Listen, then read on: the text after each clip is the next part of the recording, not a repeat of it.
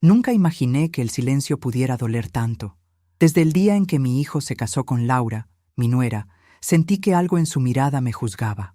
Al principio quise pensar que era timidez, que solo necesitaba tiempo para confiar, pero con los años entendí que no era eso. Me ignoraba, fría, distante, como si mi presencia le incomodara.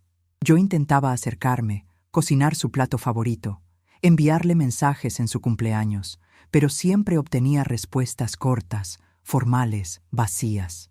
«Gracias, suegra», decía, y nada más.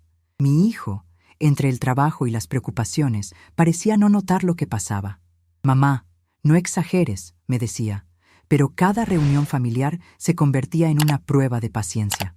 Ella hablaba con todos, reía con sus amigos, abrazaba a su madre, pero cuando yo intentaba decir algo, simplemente miraba su teléfono. El dolor no venía de lo que hacía, sino de lo que no hacía. No me veía, no me escuchaba, no me reconocía. Pasaron los años y yo me fui acostumbrando a ese vacío disfrazado de cortesía.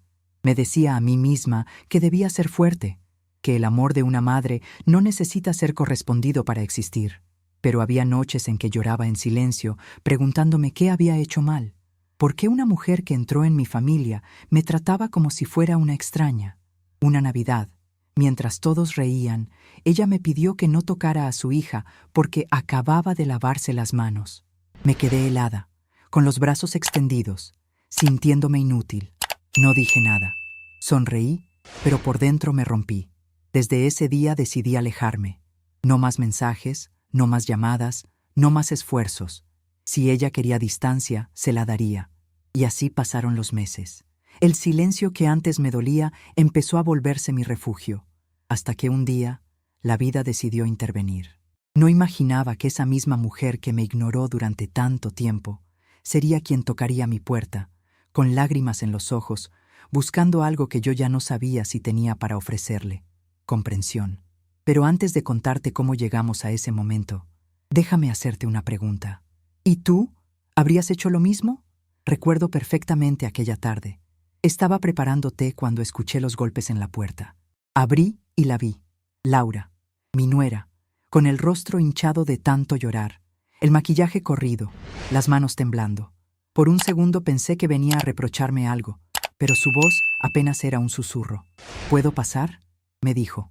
Le hice un gesto para que entrara, y mientras se sentaba en la mesa, noté que traía una maleta pequeña. No necesitó explicaciones, su mirada lo decía todo. Había problemas. Me contó entre sollozos que mi hijo se había ido de casa, que discutían todos los días, que se sentía sola. Por un instante quise abrazarla, pero la herida del pasado todavía ardía. Me limité a escuchar. Me habló de cómo había perdido su trabajo, de cómo las amigas que antes la rodeaban desaparecieron cuando ya no tenía nada que ofrecerles. Yo la miraba y recordaba cada vez que me había hecho sentir invisible. Era extraño. Verla así despertaba en mí una mezcla de compasión y justicia. La vida, pensé, sabe cómo equilibrar las cosas. Ella levantó la mirada y me dijo algo que nunca había esperado oír. «Ahora entiendo lo que usted sentía». Aquellas palabras me golpearon más fuerte que cualquier desprecio. No supe qué responder. Me pidió perdón, pero no con arrogancia, sino con humildad, como quien finalmente comprende su propio error. En ese momento sentí cómo mi enojo se disolvía poco a poco, como el té caliente entre las manos. Me di cuenta de que no necesitaba que ella sufriera, solo quería que entendiera. Sin embargo, todavía había algo que no me atrevía a decir, que, a pesar de todo, yo seguía orando por ella, incluso cuando me ignoraba. Le preparé un plato de comida, y mientras comíamos en silencio, sentí que el pasado comenzaba a sanar, aunque aún quedaban sombras. La vida nos había puesto cara a cara, pero el verdadero perdón no se pronuncia, se demuestra. Y aunque mi corazón temblaba, una parte de mí sabía que ese momento marcaría el inicio de algo nuevo. Dime en los comentarios si crees que hice bien. Esa noche la invité a quedarse. Le preparé la habitación donde solía dormir mi hijo cuando era niño. Mientras ella se duchaba, me quedé en la cocina mirando la tetera, escuchando el sonido del agua hirviendo como si fuera el eco de todos esos años de silencio. Sentí una mezcla de tristeza y alivio. Al día siguiente, despertó temprano y me ayudó a preparar el desayuno. No hablamos mucho, pero algo en su actitud había cambiado. No era la mujer altiva que evitaba mi mirada, sino alguien más humano, más frágil. Después de comer, me dijo que quería recomenzar, que había entendido cuánto daño había hecho con su indiferencia, que la vida la había hecho probar el mismo vacío que ella me había dado. Sus palabras me conmovieron. No le respondí enseguida, solo la miré y le acaricié la mano. Laura, le dije, el perdón no se pide, se demuestra cada día. Ella asintió y por primera vez me abrazó. Un abrazo tembloroso, sincero, como si con él intentara remendar los años perdidos. Lloramos juntas.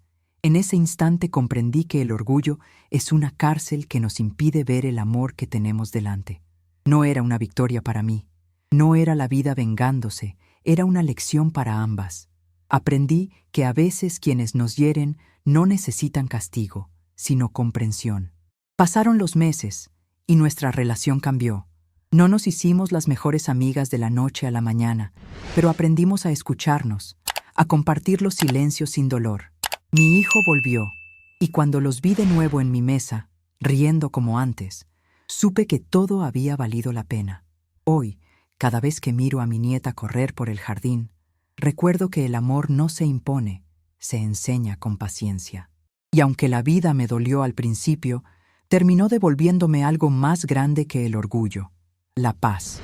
Porque a veces, el verdadero milagro no es que te pidan perdón, sino que tu corazón esté listo para recibirlo. ¿Te ha pasado algo parecido? Cuéntamelo. Quiero leerte.